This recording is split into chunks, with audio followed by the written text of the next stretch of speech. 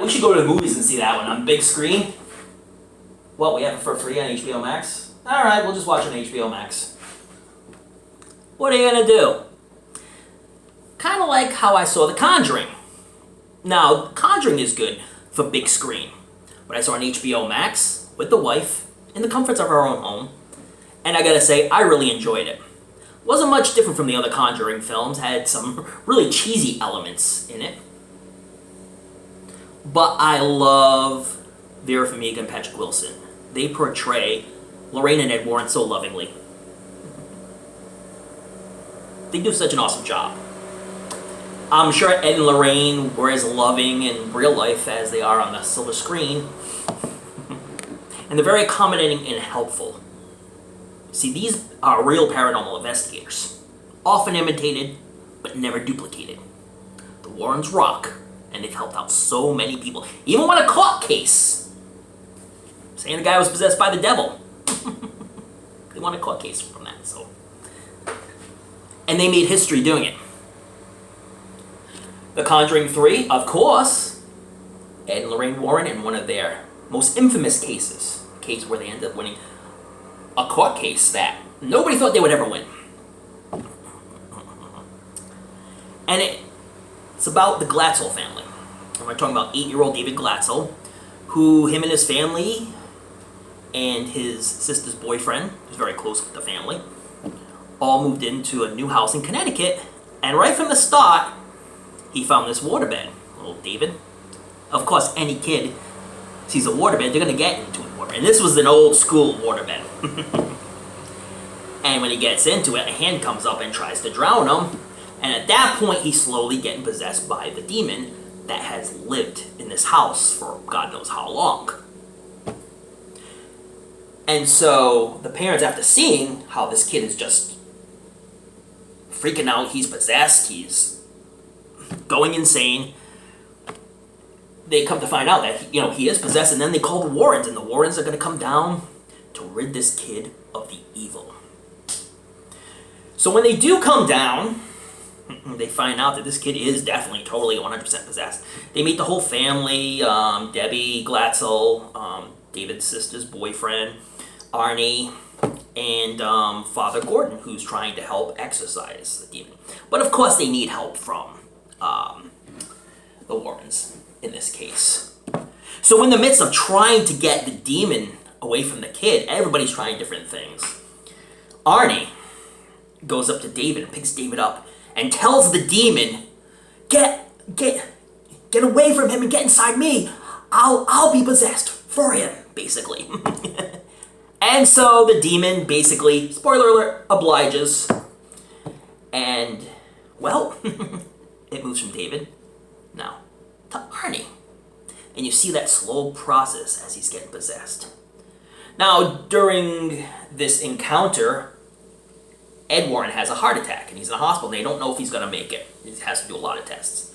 But Ed is resilient, because he has more paranormal investigating to do. And he makes it, and then the first words he tells Lorraine after his whole heart attack ordeal is, "It's not over yet, it's an Arnie." You see, once Arnie asked the demon to go from David to him, everything stopped, and everything seemed like it was going back to normal, but no. Slowly, oppressively, Arnie is now getting possessed. And well, this demon is going to have Arnie do some bad things, including some killing along the way. Of course, the real Arnie wouldn't kill anybody, right? Right. But the demonized Arnie is a killer. And not because he's going around going crazy and stalking, killing people. He's seeing visions of monsters coming at him, so he's trying to kill the monsters, but instead he's killing people in the process. What's really cool about the house that they live in is they also have this little business animal shelter that they're running inside of the house as well, so it's kind of cool, but it makes for some creepy elements as well, as you'll see. And well, when Arnie kills somebody, of course he's going to go to prison. In jail. Big court case is coming up, and they're going to try to prove that it was a demon that made him do it. The devil made him do it. Not because he went insane overnight, but because he's possessed. And spoiler alert, they won this case. They proved that this kid was, yes, possessed. Made major news. It was historical. But now the question is, are they going to get this demon out of Arnie? Well, in the Conjuring universe, it's a good possibility. This is just like the other two films in the series. I really enjoyed it. It had real cheesy elements, great special effects, kind of bloody. There were some kills here and there, not in abundance, but it's mostly a character study of the family and the people that were possessed and the Warrens, basically.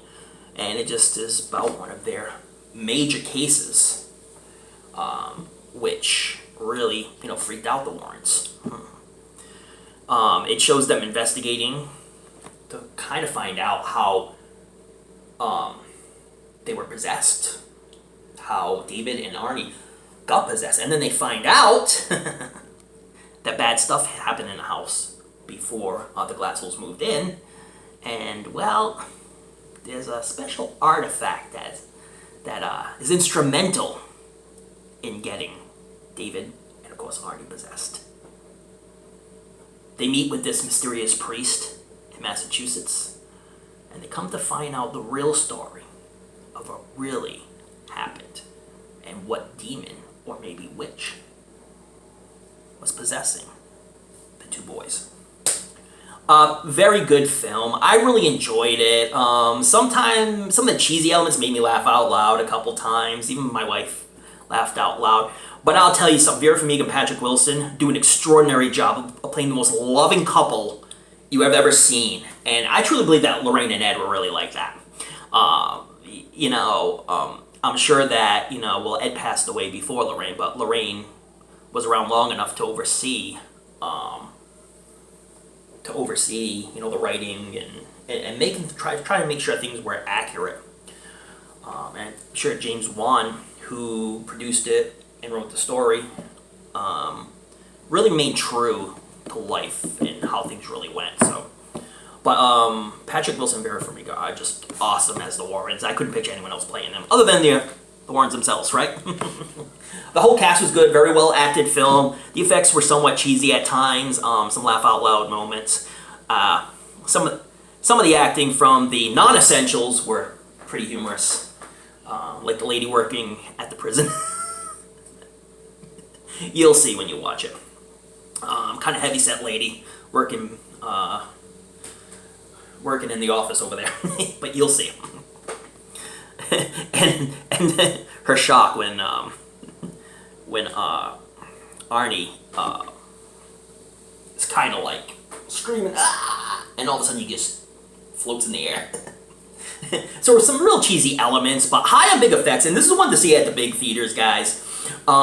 Definitely one to see at a regular theater, or maybe even an IMAX. I'm not sure if IMAX would show something like that, but it'd be fun, right? But anyways, it's not much different from the other Conjuring films. I give this a solid 8 out of 10. I really enjoyed all the other Conjuring films, and I enjoyed this one as well. Some people may say it's not as good as the other two, but, I really enjoyed it. And like I say, decent acting from the mains, some cheesy effects, and good time to be had. I would definitely recommend watching it. If you like the other two Conjuring films, you're definitely going to like this one. Directed by Michael Shaw, and again, this is a film from 2021. So, if you've seen the other two Conjuring films, you like it, you'll probably like this one as well. So check it out on HBO Max or your local theater or IMAX, man. It's, bigger screen the better, right? Especially with all the effects. Feel like you're right in them. But anyway, thank you so much for watching, and check out The Conjuring 3, The Devil Made Me Do It. And check me out next week, because you never know what I'm going to bring to the table. But obviously something fun, right? Don't forget to check out those late-night horror movies. Read up on your latest Fright Mags. But don't forget to tune in to another episode of the show we call